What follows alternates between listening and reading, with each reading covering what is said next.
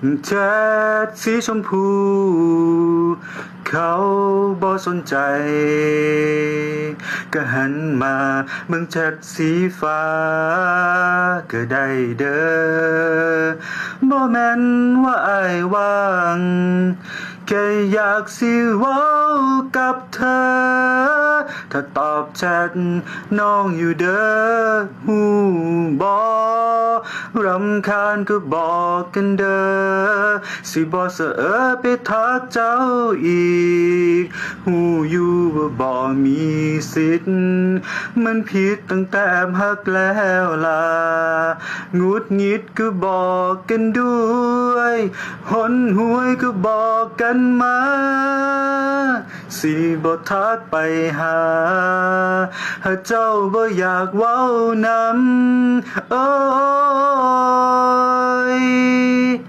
รำคาญก็บอกกันเด้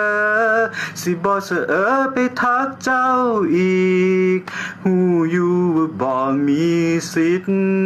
มันผิดตั้งแต่ฮักแล้วล่ะหงุดหงิดก็บอกกันด้วย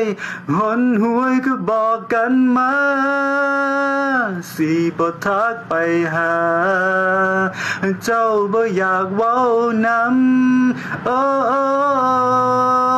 ยที่ทักไปหาอยากให้น้องรู้ว่าอ้ายขึ้นฮอดเจ้าหลายมันเป็นความสุขทางใจของผู้ชายบ้านๆคนนี้ทักไปทั้งเฟซทั้งไลน์ก็ย้อนว่าอ้ายอยากบอกน้ำเจ้าคนดีแต่ก็ยังบ่มีท่าทีว่าเจ้าสิตอบกลับมา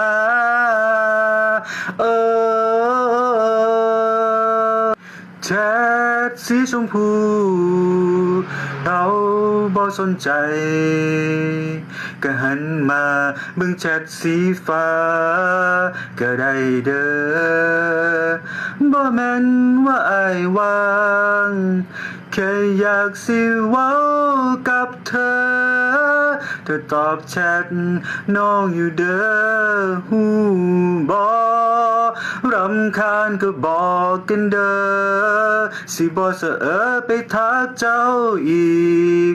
ฮู้อยู่ว่าบ่มีสิทธิ์มันผิดตั้งแต่ฮักแล้วล่ะ